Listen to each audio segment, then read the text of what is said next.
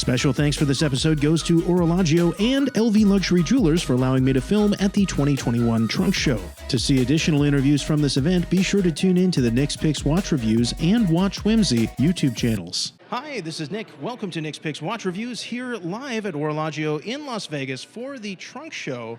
And I'm happy to be joined by Roger from Frederique. Go ahead and introduce yourself. Hey, how are you? My name is Roger Apitz, and I'm the regional manager for the West Coast for Frederique. Thank you so much for having me today. Awesome. Thank you so much. So tell us about this piece that you have right here. This is just a marvel of engineering and just fantastic. Look at the sweep of that second hand. So why don't you tell us something about this one? Well, we launched this collection in March of this year. It's called the Slimline Monolithic manufacture. It's unique in its kind because we basically changed the way that automatic watches are made. We took 26 components, the 26 basic components that make the watch tick automatic, and we introduced an oscillator with two weights on the side that takes care of the movement of the watch. Also, because of the technology used, this watch goes at 40 hertz, 288,000 v.p.h, and the sweeping hand, instead of being 8 ticks per second, is 80 ticks per second. So it's very unique, and we're very excited to have it here for you at the show. This is a prototype, a working prototype, because none of the watches are still here. They're not coming in until the first week of December. Wow, that's incredible. I think I'm going to be probably ordering up the white dial version. Now, this also comes in a blue dial. The oscillator itself is also blue. So if you get the blue dial version, which I don't know, what's the availability of the blue dial at this point? Blue dial right now is sold out, unfortunately. We do have some white dials available. The 18-karat gold piece sold out immediately.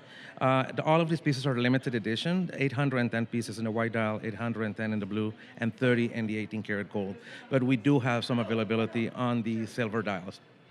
Wow. All right, cool. Yeah, so with the blue, you get less contrast between the blue dial and the oscillator, but you do get that beautiful blue pop. With this one, you do get this nice contrast, so it's a silver dial rather than white. Yeah. Yes, exactly. Okay. And also, the good thing about this is that we increase the power reserve of our standard watches. We have usually a 38 to 42-hour power reserve, and this watch comes with an 80-hour power reserve.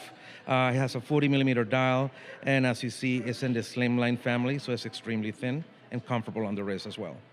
That's pretty wild when you talk about the power reserve, because usually you think as the frequency goes up, your power reserve goes down, but of course that accounts for the traditional Swiss lever escapement, whereas here, it's just a completely different animal.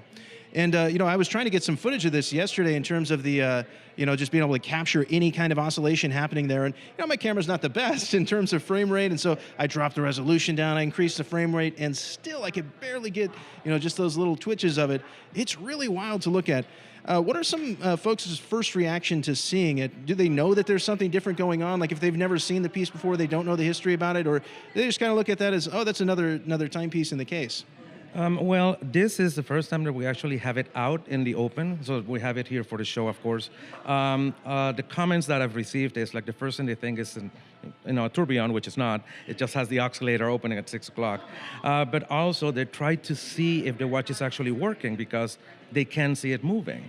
Of course, the second-hand sweeps, but they want to be able to see the mechanism. And then I show them how to do it under, iPhones or devices, and they get shocked of how fast it goes. On the naked eye, it's impossible to see this. But on the sunlight, because the white dial with the blue oscillator, it definitely shows that it's actually moving.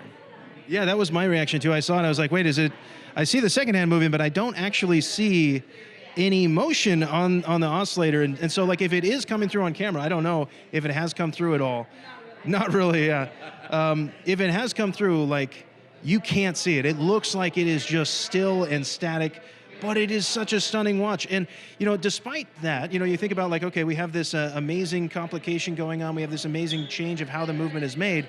They still took the time to decorate it as well. So you still have this, if you look at the dial, you still get this, multiple types of finishing going on. So it's not like they just stopped at the movement and said, well, we did a great job on the movement. We're not going to, spend any time on making this pretty or doing any decoration. It's still a very classy watch. So what's the price point on this piece? We actually have a very affordable price point. You know, Frederique is known for affordable luxury. So this collection in the steel version is $4,795. And then in the 18 karat gold was $15,995, which is completely gone by now. So again, affordable luxury, trying to give customers affordability and quality at the same time. That's amazing. Like, that price point is incredible. When you think about even for the gold piece at $15,000, that's a steal for, pun intended, right? That's a steal for gold.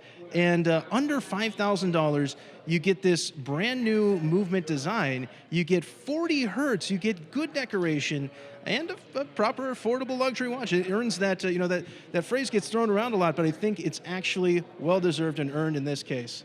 So that's it for this time. We'll see you next time on Nick's Picks Watch Reviews. And thank you once again, Roger, for showing that beautiful prototype to us. And thanks for letting us be out here. Hey, thank you very much. Very excited. And can't wait for these ones to arrive in the United States. A lot of people are excited and waiting patiently.